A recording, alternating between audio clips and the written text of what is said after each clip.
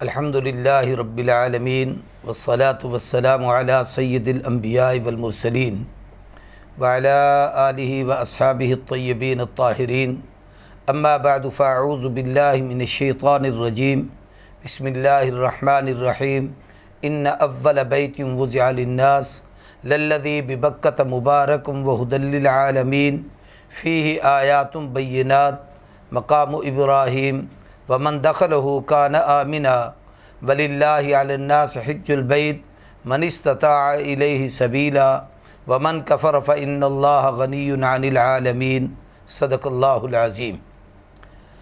اللہ تبارک و تعالیٰ ارشاد فرماتے ہیں کہ بے شک سب سے پہلا گھر جو لوگوں کی عبادت کے لیے بنایا گیا، وضع کیا گیا، وہ مکۃ المکرمہ میں وہ گھر ہے اور وہ بڑا برکت والا ہے اور لوگوں کے لیے اور جہان والوں کے لیے ہدایت کا مرکز ہے۔ اس میں اللہ کی قدرت کی بہت بڑی نشانیاں ہیں۔ ان میں سے ایک نشانی مقام ابراہیم ہے۔ جو شخص اس گھر میں داخل ہوا اس کو امان مل گئی۔ اللہ ہی کے لیے لوگوں پر ضروری ہے کہ اس گھر کا حج کریں جس آدمی کو وہاں تک پہنچنے کی استطاعت اور طاقت ملے۔ جس شخص نے انکار کیا بے شک اللہ بے پرواہ ہے جہان والوں سے۔ اللہم صلی علی سیدنا و مولانا محمد النبی الامی وعلی آلہ وصحبہ وبارک وسلم۔ یہ قرآن مجید کا چوتھا پارہ پہلے رکوع میں یہ آیت طیبات ہیں جن کی میں نے تلاوت کی ہے۔ اس میں اللہ کی زمین پر سب سے پہلا گھر انسانیت کی عبادت کے لیے جس کا نام کعبۃ اللہ ہے اس کی تعمیر کا تذکرہ ہے۔ بیت اللہ شریف مکۃ المکرمہ میں موجود ہے۔ کتابوں میں ہے کہ سب سے پہلی بنیاد اس کی سیدنا حضرت آدم علیہ السلام نے فرشتوں کے تعاون سے رکھی تھی، اور یہ بھی ہے کہ اس کی بنیاد صرف زمین پر نہیں تھی بلکہ تحت الثری سے نیچے سے لے کر اس کو اوپر تک لے گئے تھے۔ یہی وجہ ہے کہ اس پر علماء نے ایک بڑا عجیب مسئلہ لکھا ہے کہ کعبہ کیا اس کمرے کا نام ہے جس کی 4 دیواریں ہیں، یا وہ جگہ ہے جہاں پر یہ 4 دیواریں موجود ہیں؟ تو کعبۃ اللہ اس کمرے کا نام نہیں بلکہ تحت الثری سے لے کر عرش اولی تک کی سارا قبلہ ہے۔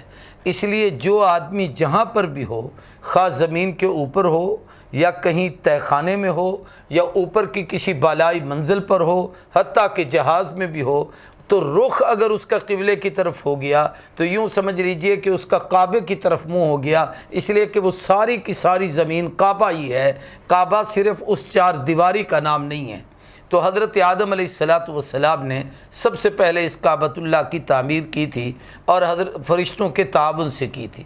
پھر حضرت آدم علیہ السلام شام تشریف لے گئے تو وہاں پر جہاں آج بیت المقدس ہے تقریباً 40 سال کے وقفے سے پھر اس کی تعمیر ہوئی۔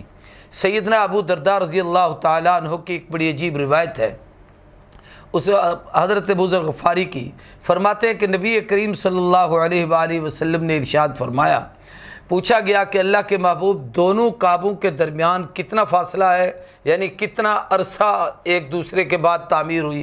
تو ارشاد فرمایا بیت اللہ اور بیت المقدس کے درمیان 40 سال کا وقفہ ہے۔ اور جب حضرت ابراہیم علیہ السلام نے اس کعبے کی تعمیر کی، اور یہاں پر تعمیر کعبہ حضرت ابراہیم علیہ السلام سے اس کا پہلے پارے میں تذکرہ ہے، انشاءاللہ کسی دوسرے موقع پر اس حوالے سے میں تفصیل سے گفتگو عرض کروں گا۔ تو حضرت آدم علیہ السلام نے جب اس کی تعمیر کی تھی، ان اول بیت وضع للناس، یہ سب سے پہلا گھر ہے جو لوگوں کی عبادت کے لیے زمین پر وضع کیا گیا، اس کو بنایا گیا۔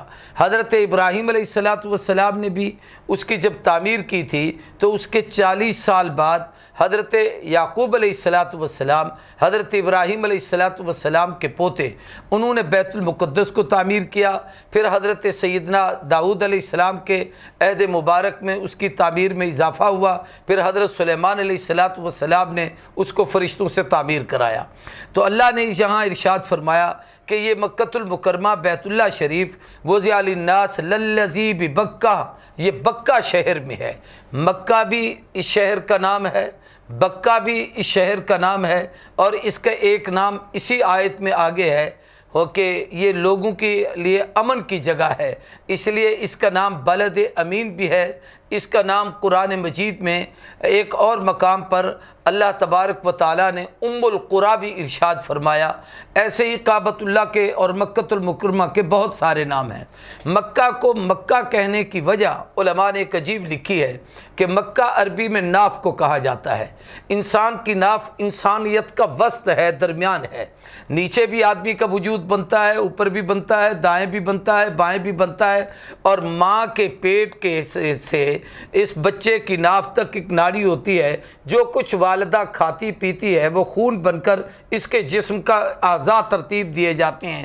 تو گویا یوں سمجھ لیجئے کہ مکۃ المکرمہ اول الارض ہے، سب سے پہلی زمین کی ابتدا اسی جگہ سے بنائی گئی کہ یہاں سارا پانی تھا، تو یہاں پر اللہ نے سب سے پہلے اپنے نور کی تجلی ڈالی، جہاں سے زمین کو کھینچا گیا۔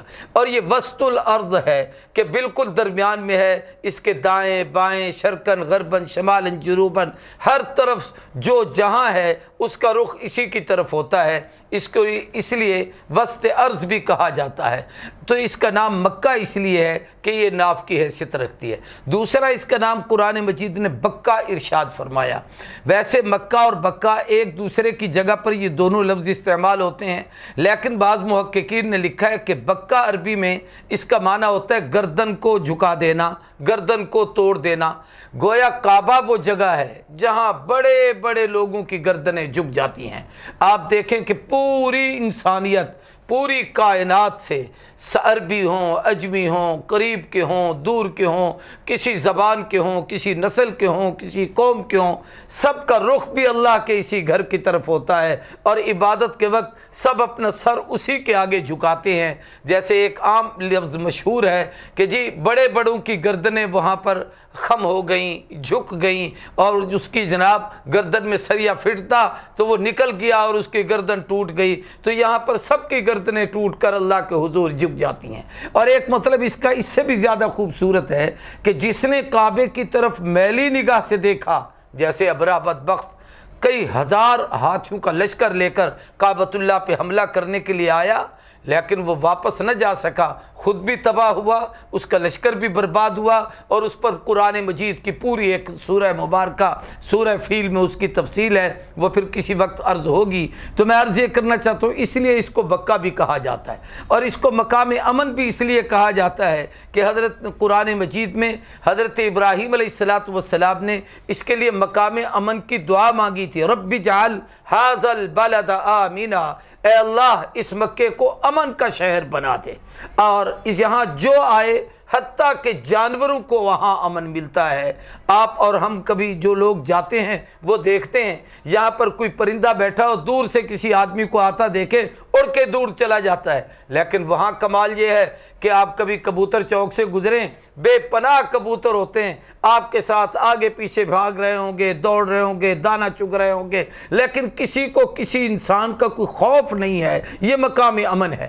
ایسے ہی مکۃ المکرمہ کا ایک خوبصورت نام ام القریٰ۔ ام القریٰ کا معنی ہے بستیوں کی ماں، کہ خدا کی زمین پر یہ پہلا گھر ہے، اس کے بعد ہر طرف اس کی آبادی شروع ہوئی۔ تو جیسے ماں سے بچے جنم لیتے ہیں اور نسلیں بڑھتی ہیں، ایسے مکۃ المکرمہ سے پوری کائنات کو وجود ملا ہے۔ یہی حکمت ہے کہ اللہ نے وہ گھر جو عبادت کا مرکز ہے، جس کی طرف ہم منہ کر کے اپنے رب کو سجدہ کرتے ہیں، سجدہ کعبہ کو نہیں کرتے، رخ قبلے کی طرف ہوتا ہے، سجدہ اپنے مالک کے حکم کو ہوتا ہے، اور اس طرف اس لیے ہوتا ہے کہ اللہ کے نور کی تجلیات کا مرکز یہی ہے۔ جو عرش معلیٰ سے انوارات آتے ہیں وہ بیت المعمور پہ اترتے ہیں، بیت المعمور سے جتنے انوارات پھر زمین کی طرف آتے ہیں وہ اس کعبۃ اللہ کی جگہ پر آتے ہیں، اور ہم میں سے جس کا رخ کعبے کی طرف ہوتا ہے، اس لیے کہا جاتا ہے کہ مسجدیں کعبۃ اللہ کی بیٹی ہیں، کہ جس مسجد کا رخ کعبے کی طرف ہوتا ہے وہی انوارات پھر اس طرف منتقل ہوتے ہیں۔ تو اس طریقے سے پوری کائنات کو روحانی غذا، ایمانی غذا، انوارات اور تجلیات کی غذا اس کعبۃ اللہ سے ملتی ہے۔ یہ وجہ ہے کہ کعبہ کو وسط ارض میں بنایا گیا اور اول الارض بنایا گیا، کہ سب سے پہلے بھی یہی ہے اور پوری کائنات کا درمیان بھی یہی ہے۔ اور ایک روایت میں ہے کہ آخر الارض بھی یہی ہے کہ جب کائنات کو خدا سمیٹیں گے، ختم کریں گے، قیامت کو قائم کریں گے، تو اس سے پہلے ایک حادثہ ہوگا کہ کعبۃ اللہ پر حملہ ہوگا، اور وہاں پر آ کر حجر اسود پر ایک شخص پتھر مارے گا، اسے توڑے گا، اور وہ اللہ کا غصے کا اظہار اس پر اتنا ہوگا کہ اس کے بعد کائنات کی زمین کی بساط کو لپیٹا جائے گا اور اللہ قیامت کو قائم کریں گے۔ تو ان اول بیت وضع للناس للذی ببکہ مبارکا، فرمایا یہ شہر، یہ جگہ مکۃ المکرمہ بڑی برکت والی ہے۔ برکت کسی چیز کے زیادہ ہونے کا نام نہیں ہے، برکت نام ہے کہ چیز بے شک تھوڑی ہو لیکن کفایت کر جائے۔ زیادہ ہونا نہیں کہ ایک آدمی کے پاس لاکھوں کروڑوں روپے ہے تو برکت ہے، نہیں، ہے تھوڑی لیکن زندگی خوشحال ہے، پرسکون ہے، گویا اس کی زندگی برکت والی ہے۔ اور یہاں مکۃ المکرمہ میں جتنی برکتیں ہیں وہ بڑی عجیب ہیں۔ کچھ برکات تو آدمی کو عبادت کی وجہ سے ملتی ہیں، کچھ برکات وہاں کے اعمال کی وجہ سے ہیں، مادی برکتیں بھی ہیں، روحانی برکتیں بھی ہیں۔ مادی برکت کا آپ اس کا ایک خوبصورت منظر دیکھیں، ایک آدمی کا کھانا لیں، 3 آدمی بیٹھ کر کھائیں، سب کھا لیں گے، بچا ہوا ہوگا اور اس میں کمی نہیں آئے گی۔ اور پھر یہ بھی ایک مادی برکت ہے کہ دنیا کی کسی جگہ کا کوئی پھل ایسا نہیں جو آپ کو اس دھرتی پر نہ ملتا ہو۔ وہاں پر کوئی بڑے وہاں آبادی نہیں ہے، وہاں پر کسی جگہ کوئی باغات نہیں ہیں، کوئی پھل فروٹ نہیں ہے، وہاں پر کوئی ایسی فیکٹری اور کارخانے نہیں ہیں کہ کوئی چیز وہاں پر تیار ہوتی ہو۔ ویسے تو وہ وادی غیر ذی زرعین، جنگل بھی آباد میں ہے، لیکن وہاں برکتوں کا یہ عالم ہے، یہ مادی برکتیں ہیں کہ کوئی چیز ایسی نہیں جو آدمی وہاں تلاش کرنا چاہے، حاصل کرنا چاہے اور اس کو وہاں پر نہ ملے۔ اس پر میرا ایک ذاتی واقعہ بھی مجھے ایک یاد آیا کہ میں کچھ عرصہ پہلے عمرے کے سفر پر تھا، میری اہلیہ میرے ساتھ تھی، انہیں کچھ تکلیف ہو گئی تو میں نے یہاں خان رحیمیہ ساہیوال میں ہمارے ایک دوست ڈاکٹر تھے، ان سے میں نے فون پر بات کی تو انہوں نے کہا پپیتا ان کو لے کر کھلاؤ۔ اب مجھے بھی پپیتے کی عربی نہیں آتی تھی، میں بھی کسی کو سمجھا نہیں سکتا تھا، تو میں ایک دوست کو جو پاکستانی تھا وہ جانتا تھا، میں اس کو لے کر گیا تو ہم مکۃ المکرمہ کی منڈی میں گئے، سبزی منڈی کے اندر، بہت بڑی منڈی تھی، آخر بین الاقوامی منڈی ہے، پوری دنیا وہاں پر آتی ہے تو ساری کائنات کی نعمتیں وہاں پر ملتی ہیں۔ تو ہم اس منڈی کے اندر وہاں پر پہنچے تو وہ پہلے چکر لگا کے آ گیا، مجھے کہتا ہے پپیتا نہیں ملتا۔ میں نے کہا یہ نہیں ہو سکتا۔ اس نے کہا کیوں؟ میں نے کہا یا تمہاری بات سچی یا اللہ کے قرآن کی بات سچی۔ حضرت ابراہیم علیہ السلام نے تو دعا مانگی تھی کہ وَارْزُقْ أَهْلَهُ مِنَ الثَّمَرَاتِ، اے اللہ یہاں کے رہنے والوں کے سارے پھل عطا کر، یہ نہیں ہو سکتا کہ یہ پھل ہو اور یہاں پر نہ ہو۔ میں نے کہا مجھے بھی لے چلو۔ ہم گئے تو ایسے ہی پھرتے پھرتے ہم وہ پپیتے کی شکل دیکھ رہے تھے تو ایک بنگالی کھڑا تھا، تو وہ اس کو اردو آتی تھی تو اس نے مجھ سے کہا پاکستانی ہے؟ میں نے کہا جی پاکستانی۔ کیا چاہیے؟ میں نے کہا پپیتا۔ اس نے کہا ہاں ہاں بہت ہے پپیتا۔ تو وہ ہمیں اندر کی طرف سے لے گیا اور بڑے بڑے کارٹون پڑے ہوئے تھے اور بھرے ہوئے تھے۔ اس نے کہا ان میں سے جتنے جی چاہتا ہے لے لے۔ تو عرض کرنے کا مقصد یہ ہے کہ اللہ یہ برکتیں بھی عطا فرماتے ہیں، اور دوسرا عبادات میں بھی برکت ہوتی ہے۔ اس کی برکت کا دوسرا منظر یہ ہے، ایک نماز پڑھو 1 لاکھ کا اجر مل رہا ہے۔ وہاں پر وہ عبادتیں جو کہیں نہیں آپ کر سکتے، طواف کائنات میں کہیں پر اور جگہ نہیں ہوتا، اسی جگہ پر آپ جاتے ہیں، حج کہیں پر نہیں ہوتا، اسی جگہ پر جاتے ہیں، عمرہ کہیں پر نہیں ہوتا، اسی جگہ پر جاتے ہیں۔ تو فرمایا مبارکن، بڑی برکت والا شہر، وَہُدًى لِّلْعَالَمِينَ، اللہ نے اس کو سارے جہانوں کے لیے ہدایت بنایا ہے۔ سارے جہانوں سے مراد یہ ہے کہ قیامت تک جتنی انسانیت آئے گی، اگر وہ ہدایت تلاش کرنا چاہے تو سوائے مکے کے اور کوئی ہدایت کا مرکز نہیں۔ اور اس کی حکمت یہ ہے کہ آمنہ کے در یتیم، نبی کریم، رؤوف الرحیم، ہم سب کے آقا اور مولا سیدنا محمد الرسول اللہ صلی اللہ علیہ وآلہ وسلم کی جائے ولادت، آپ کی تشریف آوری مکۃ المکرمہ میں ہے۔ آپ پہ پہلی وحی مکۃ المکرمہ میں ہے۔ قرآن مجید کا بہت بڑا حصہ جن میں مکی صورتیں وہ مکۃ المکرمہ میں اتریں۔ تو نبی ہدایت ہے وہ مکے میں ہے، قرآن ہدایت ہے وہ مکے میں ہے، پھر عبادات میں حج جیسی عبادت وہ مکۃ المکرمہ میں ہے۔ تو اس لیے یہ سب کے لیے ہدایت ہے، انسانوں کے لیے بھی، پھر جو جنات مسلمان ہیں ان کے لیے بھی، اور پھر فرشتوں کا نزول تو وہاں ہر وقت ہے، اس لیے ھدی للعالمین۔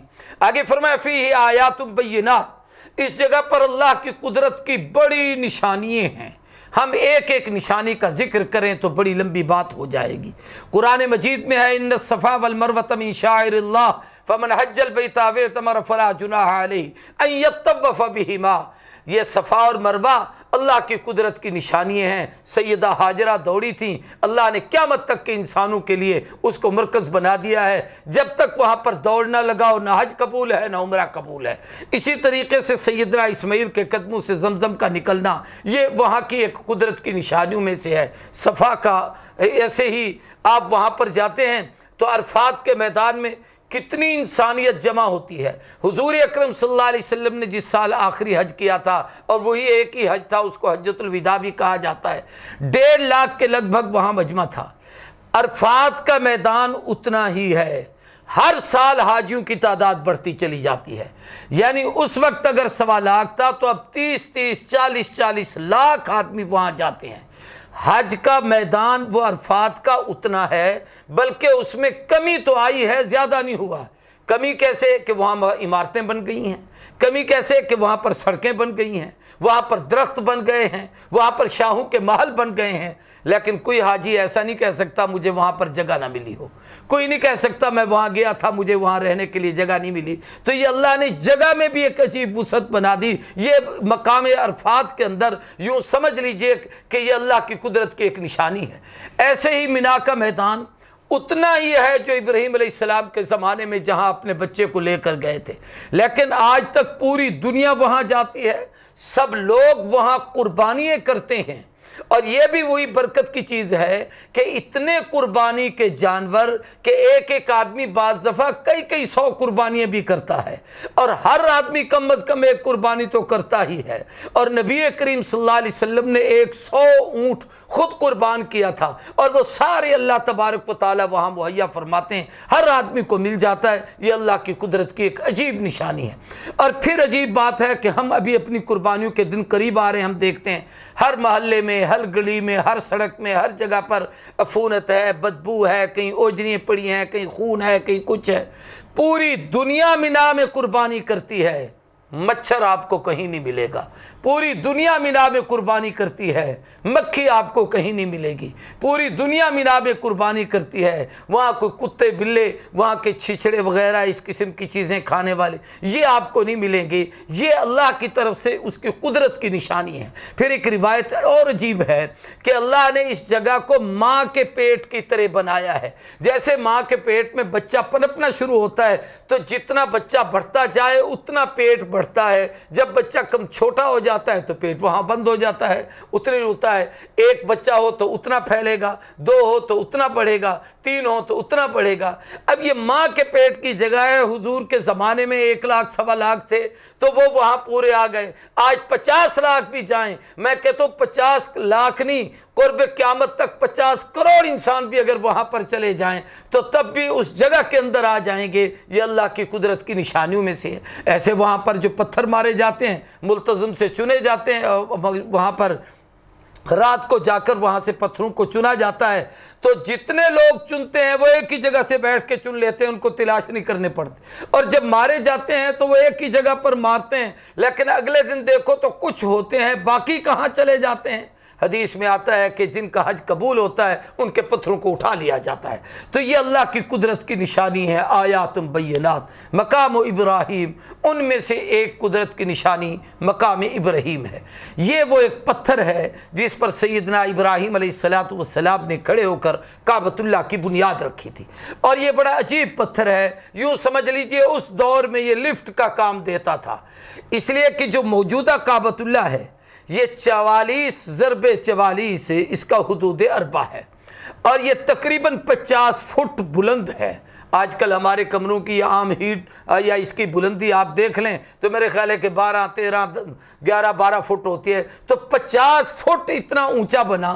تو یہاں سے وہاں تک پتھر لے جانے کے لیے حضرت ابراہیم معمار کا کام کرتے تھے، حضرت اسماعیل مزدور کی حیثیت سے پتھر اٹھا کے دیتے تھے، خلیل جس پتھر پر تھے اس پر ان کے قدموں کے نشان اب بھی ہیں۔ اور پھر وہ پتھر نیچے آ جاتا خود بخود، پھر حضرت اسماعیل علیہ السلام ان کو پتھر دیتے، پھر یہی پتھر خود اٹھ کے اوپر لے جاتا اور جہاں رکھنا ہوتا وہاں جا کے رکھتے۔ تو یہ اللہ کی قدرت کی نشانی ہے۔ حضرت عمر بن خطاب رضی اللہ تعالیٰ عنہ نبی کریم صلی اللہ علیہ وسلم کی خدمت اقدس میں حاضر ہوئے اور کہا محبوب یہ خلیل کی یادگار ہے، میرا جی چاہتا ہے ہم یہاں پر نوافل پڑھیں، نمازیں پڑھیں۔ اس لیے حدیث کی کتابوں میں آتا ہے کہ اب حکم یہ ہے کہ وَاتَّخَذُوا مِن مَّقَامِ إِبْرَاهِيمَ مُصَلًّى، کہ جب تم طواف کر لیا کرو تو اسی مقام ابراہیم کے سامنے اس کے پاس اس کے قریب جا کر وہاں پہ 2 رکعت وہ نوافل نہیں بلکہ 2 رکعت واجب الطواف اس کو ادا کیا کرو، تاکہ وہ جو حضرت سیدنا عمر کی یاد تھی اور ان کی تمنا تھی، بلکہ کتابوں میں مختلف روایتیں ملتی ہیں 17 سے لے کر 32 تک کہ جو عمر زمین پر بولے اور آسمان سے اللہ نے قرآن بنا کے پیش کیا، فرمایا ان میں سے ایک مقام ابراہیم ہے۔ اگلی ایک خوبصورت علامت یا خوبی کعبۃ اللہ کی یہ ہے وَمَن دَخَلَهُ كَانَ آمِنًا، جو اس میں گیا اللہ نے اس کو امان دے دیا۔ انسانوں کو بھی امن ملتا ہے، لوگ لڑنے سے گریز کرتے ہیں، جھگڑنے سے گریز کرتے ہیں، گالی گلوچ دینے سے گریز کرتے ہیں۔ جانوروں کو امن ملتا ہے، حتیٰ کہ آپ تجربہ کریں کہ آپ وہاں پر 2 بلیاں ہیں، ان کے سامنے کوئی چیز پھینکیں تو یا تو وہ آپس میں برابر تقسیم کر کے کھاتی ہیں، یا ایک اٹھا لے تو دوسری چپ کر کے بیٹھی رہتی ہے، وہ اس سے لڑتی نہیں۔ جانوروں کو امن ہے، حتیٰ کہ اگر کوئی قاتل بھی داخل ہو جائے تو اس کو اسباب تو بنائے جائیں کہ یہ کسی طریقے سے نکل جائے تاکہ اس سے معاوضہ لیا جائے اور اس کو بدلے میں قتل کیا جائے، لیکن ایسا نہیں کہ کعبۃ اللہ میں اسے تکلیف دی جائے۔ یہ مقام امن ہے۔ وَلِلَّهِ عَلَى النَّاسِ حِجُّ الْبَيْتِ، اللہ کی طرف سے لوگوں پر حج فرض ہے جن کو وہاں پہنچنے کی طاقت ہو۔ یہاں طاقت سے 2 چیزیں مراد ہیں، ایک تو یہ ہے کہ گھر کے بچوں اور اہل خانہ کو کھانے پینے کی اتنی مدت جتنے دن وہاں حج پہ رہے اتنی چیزیں دے کر اپنا ذاتی سرمایہ اتنا ہو کہ یہ اس کے ساتھ حج کر کے واپس آئے اور اس کے لیے کوئی مجبوری نہ ہو، آنکھوں سے نابینا نہیں ہے، لولا لنگڑا نہیں ہے، خود جا سکتا ہے، یا اگر یہ ایسا ہے تو اس کا کوئی ذریعہ ہے جو اس کو ساتھ لے کے جا سکتا ہے تو پھر اس کے ذمہ حج ہے۔ لیکن ایسے بہانہ بنا لینا جیسے عام طور پر آج کل کہتے ہیں جی بچی کی بھی شادی نہیں کی، بچے کا رشتہ کرنا ہے، فلاں چیز خریدنی ہے، تو یہ بہانے جو ہیں حج کی فرضیت میں رکاوٹ نہیں ہے، یہ ہماری طرف سے بنے ہوئے ہیں۔ حج کا انکار کفر ہے، ادائیگی فرض ہے، پوری زندگی میں ایک مرتبہ ضروری ہے، اور جس کو اللہ وہاں کی طاقت دے۔ آگے فرمایا وَمَن كَفَرَ فَإِنَّ اللَّهَ غَنِيٌّ عَنِ الْعَالَمِينَ، جس شخص نے انکار کیا، حج کا انکار کیا تو یہ کفر ہی ہے، من کفر، اس نے کفر کیا۔ یا یہ ہے کہ دولت اور مال کے ہوتے ہوئے جان بوجھ کے بہانے بنائے تو یہ بھی ایک کافروں والا عمل ہی کیا ہے کہ خدا کی نعمت سے انکار کیا۔ فَإِنَّ اللَّهَ، بے شک اللہ غنی، بہت لاپرواہ، بے پرواہ اور غنی ہے، عن العالمین، لوگوں سے، یعنی رب کو تمہارے حج پر جانے کی ضرورت نہیں، تمہیں ضرورت ہے کہ اللہ کا گھر دیکھو، تمہیں ضرورت ہے کہ اللہ کی قربت میں جاؤ۔ اور میں محبت میں ایک بات کہتا ہوں، ہر آدمی کو اپنے بڑوں کی یادیں بڑی پسند ہوتی ہیں، شاید کعبے کا حج اس حکمت میں بھی فرض ہے کہ جہاں یہ اول الارض ہے، جہاں یہ حضرت اسماعیل اور ابراہیم کی قربانی کی جگہ ہے، جہاں یہ حضرت آدم کی توبہ کی جگہ ہے، وہاں سب سے بڑی چیز یہ ہے کہ ہمارے اور آپ کے آقا اور مولا سیدنا محمد الرسول اللہ صلی اللہ علیہ وسلم کی ولادت اور آپ کی پیدائش اور آپ کی میلاد کی جگہ ہے۔ یاد رکھیے یہاں پر آئے تو سینکڑوں نبی ہیں، آدم بھی یہاں آئے ہیں، ابراہیم بھی آئے ہیں، اسماعیل بھی آئے ہیں، حضرت موسیٰ بھی آئے ہیں، اور بھی کئی آئے ہیں، لیکن پیدائش اور ولادت مکے میں سوائے محمد کریم صلی اللہ علیہ وسلم کے اور کسی نبی کی نہیں، تو اس لیے بھی حج ضروری ہے کہ وہاں پر جا کے وہ مناظر تو دیکھو جہاں اللہ نے اپنے محبوب کو بھیجا تاکہ ہم بھی اپنی آنکھوں سے ان مناظر کو دیکھیں۔ اللہ ہم سب کو اس اہمیت اور عظمت کو سمجھنے کی توفیق عطا کرے۔ وآخر دعوانا الحمدللہ رب العالمین۔